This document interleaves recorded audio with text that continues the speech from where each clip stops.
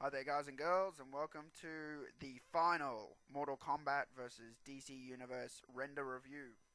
Um, a lot of people didn't know that this render was coming, but the Midway or MK team announced in the Mortal Kombat Online Fight Night chat that there would be a render of Kahn. A lot of people were wondering if there was going to be a render of him. Normally, it's pretty cool I did this because normally the MK team doesn't do a render of like the bosses and that, but I mean there was a render of Blaze from Armageddon, but it wasn't. I've got the render myself, but it wasn't distributed really online. It was like used as a magazine cover, and that was the only way they used it. And when I'm talking about this render, I'm not. There's two actually. There's two or three Blaze renders, but the one there is one that they sort of distributed online. I think if you put in a code on Armageddon, it came up as a screenshot or something. That's not the render I'm talking about because that render's pretty bad. The render I'm talking about was one that they actually used for a high resolution magazine cover, and I was lucky enough to get that through another website, or Mortal Kombat fan had that, and yeah, I was able to get that. So that was Armageddon had the Blaze render. Deception, actually, you know what? I've sort of put my foot in my mouth here. I said they normally don't do boss renders, and now I'm thinking back to all the games, and every game I'm thinking of, there's a render. Deception had Onaga, and Deadly Alliance had Shang Tsung and Quan Chi, which really weren't boss. I mean, they were boss characters, but they're sort of normal characters. So I don't know why I thought that they don't do a render. They always do. Um, I guess it's because I was thinking of.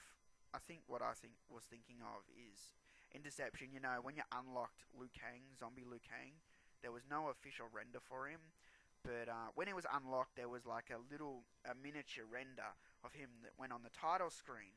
Now, I was lucky enough to actually uh, ask Ed Boon for that render once, and he gave it to me. I asked him, "Is there a render of Zombie Liu Kang?"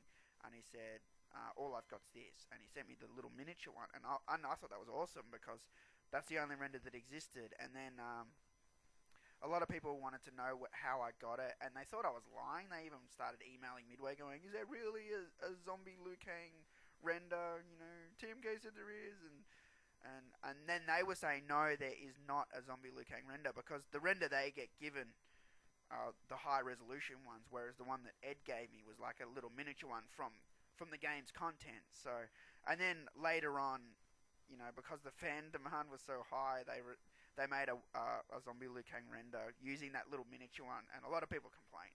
They just didn't understand. But anyway, going back, you know, I haven't even talked about Dark Khan yet. It's just I haven't done one of these render reviews for a while, so I get yakking, I get distracted. Um, the Dark Khan render is on the Apocalypse stage of Mortal Kombat vs. DC Universe. He reminds me a lot of Blaze. Um, he's just that fiery sort of, even though he's sort of like stone with the fire inside. So, and I like the face with the skull. And the horns on the back are pretty cool. But one thing I don't like is when I look at that, I don't think Darkseid or Shao Kahn. I don't think of either. Maybe more Darkseid because he's stone, but I think that they needed to have some Shao Kahn iconic things on the look. Like even just the helmet. If they had even half of the helmet or just part of it on his, we'd know. Oh, okay, he's Shao Kahn because Shao Kahn only is the only MK character other than Rico who wants to be Shao Kahn who wears the helmet. Or even if they just didn't do the helmet, or they just did the armor or something, you know, that sort of leather cross armor that crosses over his chest, or you know, just something that reminds us that he's part Khan, part dark side, but more evil or evil version. Um, the background's good. It shows the apocalypse stage. One thing I was a bit disappointed at is when you freefall combat on the Dark Khan level, you end up in like the Combat Tomb level from Mortal Kombat 2, and it would have been cool if they had that in the background, just to see something, you know, from MK2 old school used in one of the promotional images. It would have been a nice little taste. I mean, it's cool that it's in the game, but you know, you got a free fall combat to see it and that. And I don't know, it would have been cool if you'd started on that part. And I was a bit disappointed with the arenas in MKDC, to be honest. I thought they'd have, you know, when they say Outworld, they have these levels that are clearly Outworld, but nothing that we know as Outworld. Nothing from MK2 or other than this one. You know, it's just, yeah, I was a bit disappointed. So, Dark Kahn himself, you know, you can't play as him. But one thing I will say, I think he was less cheap than the other bosses. Like Blaze used to do that regenerative thing where he'd put his hands up and go, you know, and get health back. And Anaga, he was just so cheap. You know, he was supposed to be invincible. I sort of understand it, and you sort of had to get the Kamidogu, but it was just so hard in that 3D environment. It really was. If I'd done the Deception boss, I wouldn't have made it so you have to fight him. I would have just made it that you have to get all the Kamidogu. It would have been like a puzzle, you know, and that's how you would have beaten him. In Deadly Alliance, you had Shang Tsung and Quan Chi, and you had Moloch. Moloch was cheap.